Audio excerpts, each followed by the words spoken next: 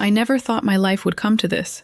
A quiet suburban home, a loving husband, and a secret so dark it threatens to shatter everything I've built.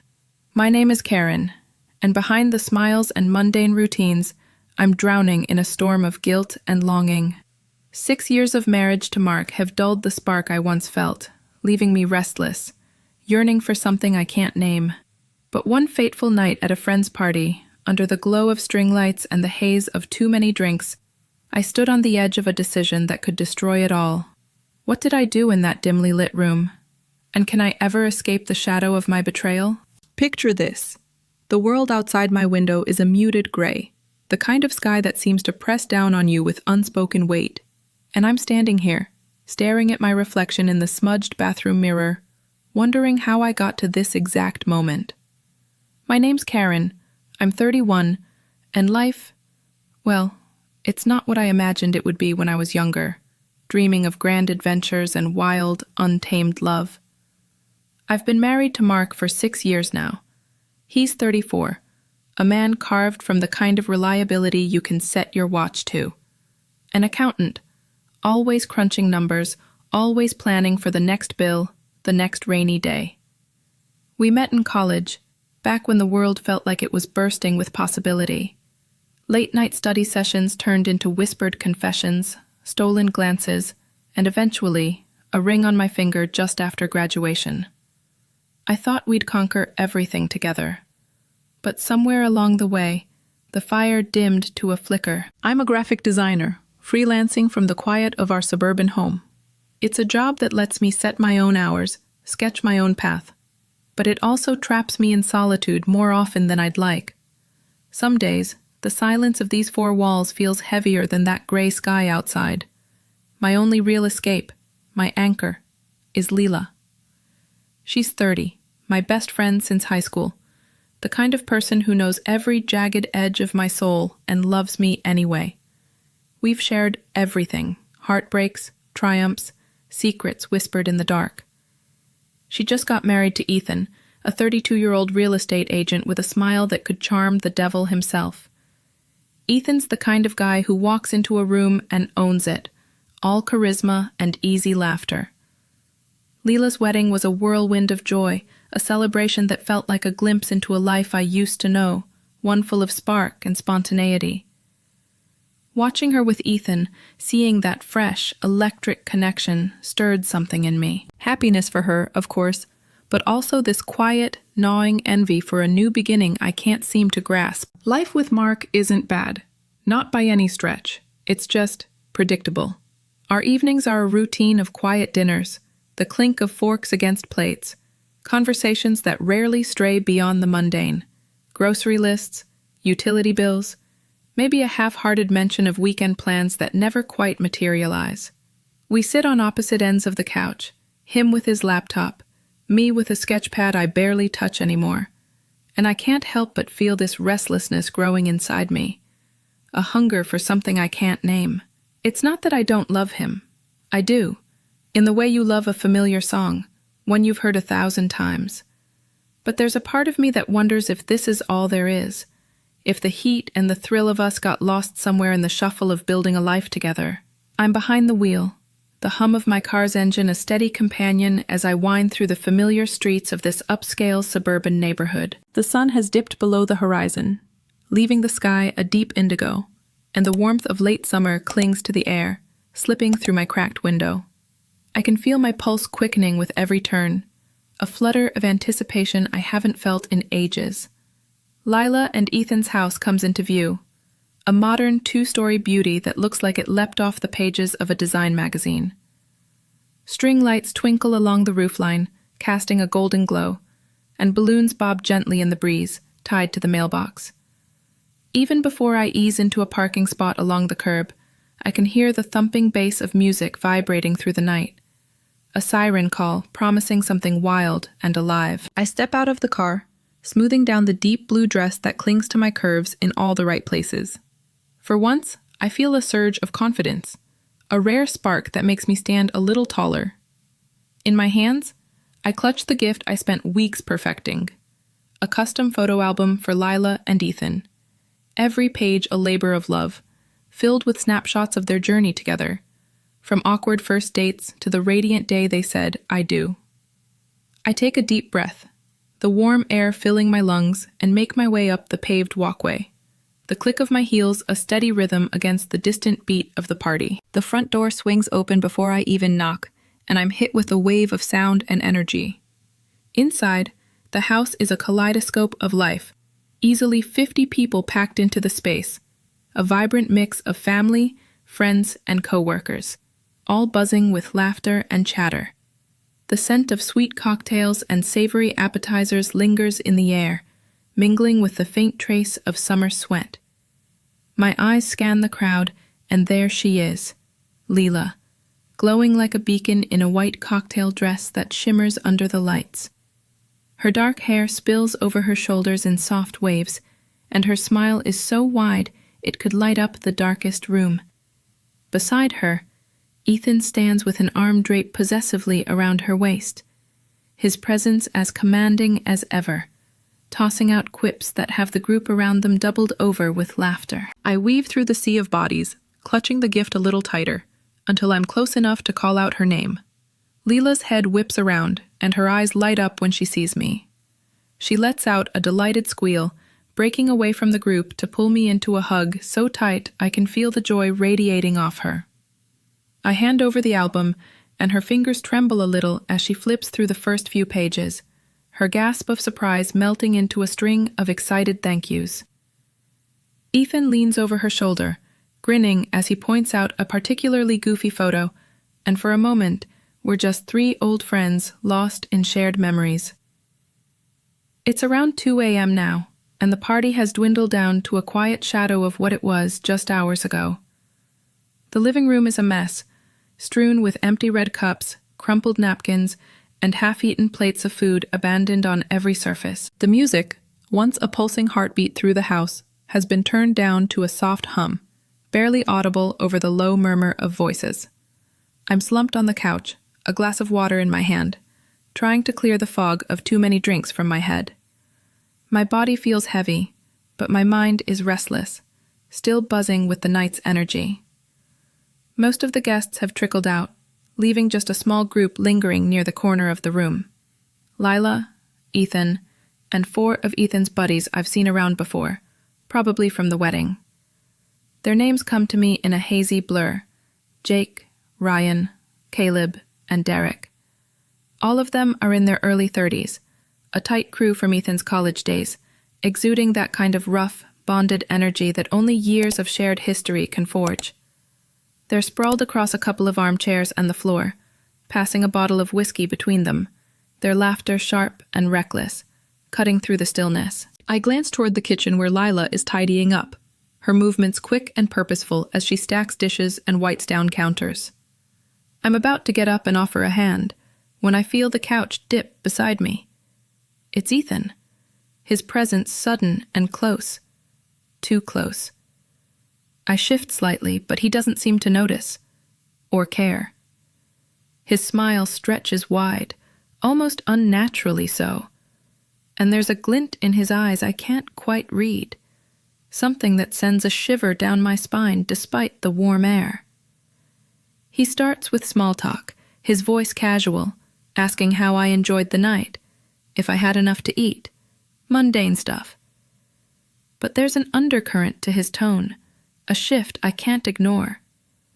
Then he leans in, his breath hot against my ear as his voice drops to a conspiratorial whisper.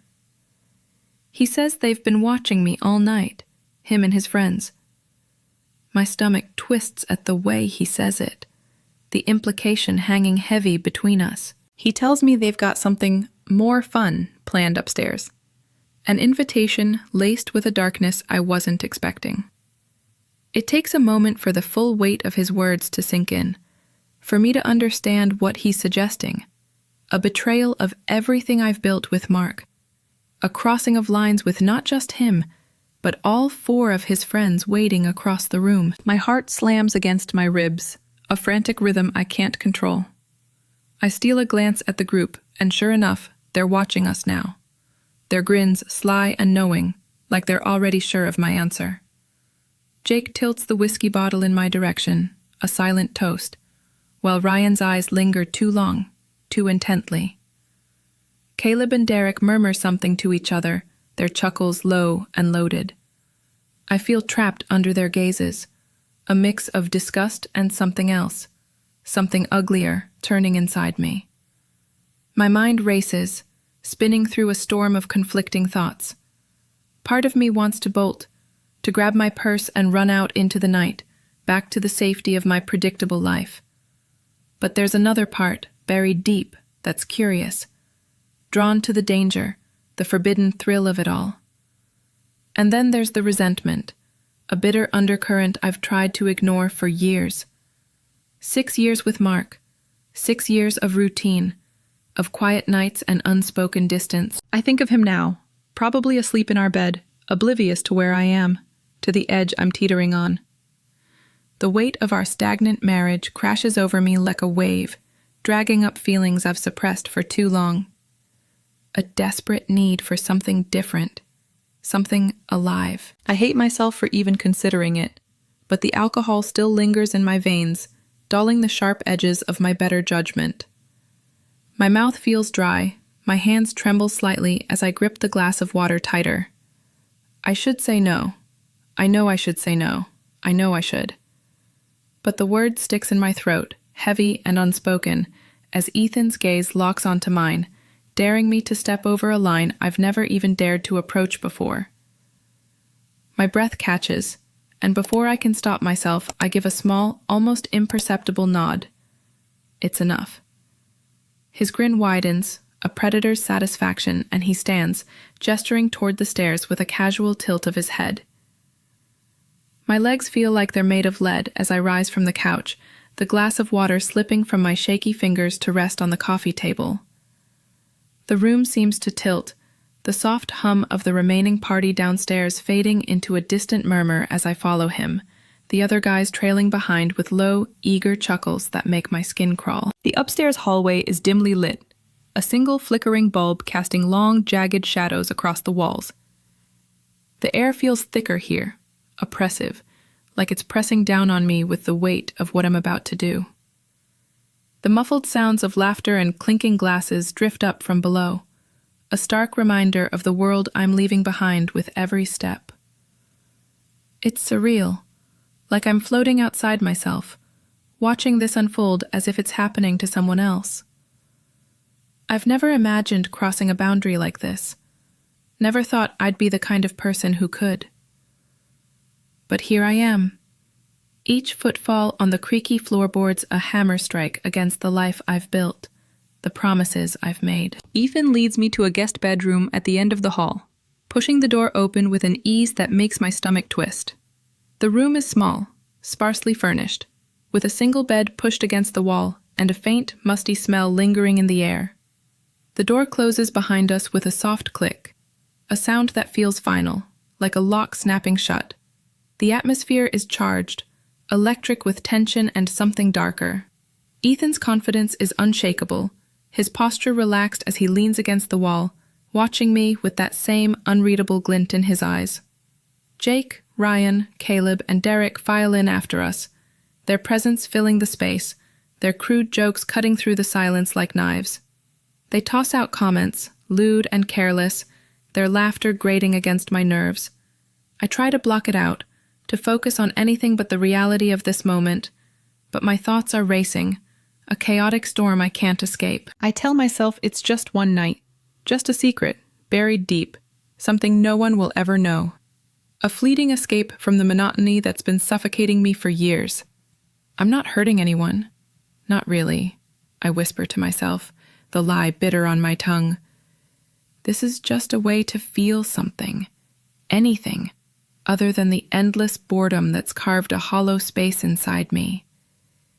My mind flickers to Mark, unbidden, his trusting face flashing before my eyes, those quiet, steady eyes that always seem to see right through me.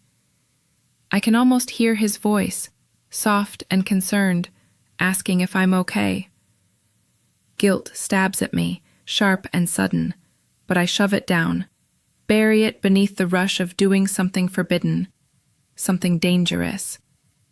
The thrill of it is intoxicating, a twisted kind of high that drowns out the voice screaming at me to stop. What happens next? I can't bring myself to linger on the details, even in my own mind. It's like I'm detached, hovering above myself, watching as if I'm a stranger in my own skin. Every sound, the creak of the bed frame, the rustle of fabric, the low murmurs and sharp breaths, feels amplified, echoing in my ears with a clarity that makes me want to disappear. I'm hyper-aware of every movement, every touch, yet I'm numb, disconnected, like I've split into two versions of myself, one acting, one observing in silent horror. It's not about desire, not really. It's about the void I'm trying to fill, the desperate need to feel alive, even if it's through something so wrong. The moment stretches on, a blur of shadows and sensations I refuse to name. I'm driving home now, the pre-dawn hours wrapping the world in a heavy, suffocating silence.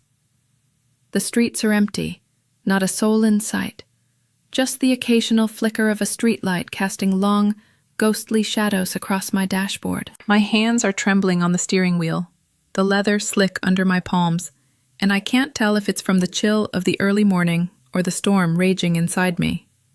The high of the night, that reckless, dangerous rush I chased just hours ago, has crashed hard, leaving behind a tidal wave of guilt that threatens to drown me. My mind won't stop replaying every moment, every choice, every wrong turn. I see Ethan smirk, sharp and knowing, like he could see right through to the part of me I've kept buried for years. I hear the laughter of his friends, Jake, Ryan, Caleb, Derek, echoing in my ears, a sound that once felt like a dare but now feels like a judgment. And worst of all, I feel the weight of my own actions, the way I let myself step over a line I swore I'd never cross, betraying Mark in a way that cuts deeper than I ever thought possible. I grip the wheel tighter, my knuckles whitening, as flashes of memory assault me. I think of our wedding day, 6 years ago, under a sky so blue it felt like a promise. Mark stood there in his crisp suit, his eyes shining with a love so pure it took my breath away. I remember the vows I spoke, my voice steady and sure, promising to stand by him, to cherish him, through every storm life could throw at us. I meant every word back then. I did. But now, as I navigate these empty streets, tears stream down my face, hot and unrelenting, blurring the road ahead. How did I get here? How did I let myself unravel so completely?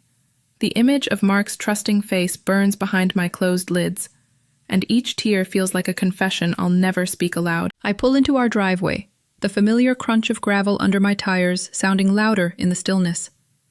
The house looms ahead, dark and unmoving, a silent witness to the mess I've made. I cut the engine, but I don't move. I can't. I just sit there, the car growing colder around me, my breath fogging up the windshield in shallow, uneven bursts. My purse sits heavy in my lap, the weight of my phone inside it taunting me. Should I call Lila? Should I tell her what happened? Spill this poison out of me before it festers even more? But I know I won't. I can't face her judgment, or worse, her pity. And Mark. Stepping through that front door means facing the reality of what I've done, of who I've become in the span of a single, reckless night. I'm not ready for that. I don't think I'll ever be. Minutes stretch into what feels like hours, the silence in the car pressing down on me until I can't stand it anymore. I force myself to open the door, the cool air biting at my skin as I step out. My legs feel unsteady, like they might give out beneath me, but I make my way to the house, each step heavier than the last. The key trembles in my hand as I unlock the door, the faint click sounding like a gunshot in the quiet. Inside, the air is still, thick with the familiar scent of home, of Mark's cologne, of the lavender candle I burned just yesterday. I tiptoe through the hallway, my heels long since abandoned in the car, my bare feet silent against the hardwood. I passed the bedroom door, cracked open just enough to hear Mark's steady breathing, a rhythm so calm it twists something deep inside me. My heart races, a frantic counterpoint to his peace, and I have to fight the urge to collapse right there in the doorway, to wake him and confess everything just to unburden myself of this weight. But I don't. I can't. Instead, I slip into the bathroom, easing the door shut behind me with a softness I don't deserve. The light flickers on, harsh and unforgiving as I stand there, the mirror reflecting a face I barely recognize. My eyes are red-rimmed, hollowed out by tears and sleeplessness, and my skin looks pale, almost ghostly under the fluorescent glare. Days have turned into weeks since that night, and I'm still carrying the weight of it, a stone lodged deep in my chest that no amount of pretending can dislodge. I've been trying to act normal around Mark, plastering on smiles during breakfast as we sit across from each other at the kitchen table. I force myself to laugh at his dry little quips about the morning news, or his latest spreadsheet woes, but every chuckle feels like a lie, scraping against the raw edges of my guilt. He doesn't seem to notice, or maybe he does and just doesn't say anything, his steady gaze sometimes lingering on me a moment too long. But I can't meet his eyes for more than a second before I'm looking away, busying myself with a sip of coffee or a pointless shuffle of toast on my plate. Each morning, I wonder if he can hear the unspoken truth screaming inside me, if he can sense the fracture I've caused in the foundation of us. I've been dodging Lila's calls, letting them ring out to voicemail, her cheerful messages piling up like accusations I can't face. I tell myself I'm just busy, swamped with freelance projects, but the truth is I'm terrified of hearing her voice, of catching a hint of suspicion in her tone. What if she knows? What if Ethan said something, or worse, what if she saw something in my face that night before I slipped away into the darkness of my choices? When I finally agree to meet her for coffee after nearly a month of avoidance, my stomach is a knot of dread as I walk into the small cafe on the edge of town. She's already there, sitting by the window with a latte in her hands, her posture stiff, her usual radiant warmth dimmed to a flicker. I slide into the seat across from her, mumbling an apology for being late, but her smile doesn't quite reach her eyes.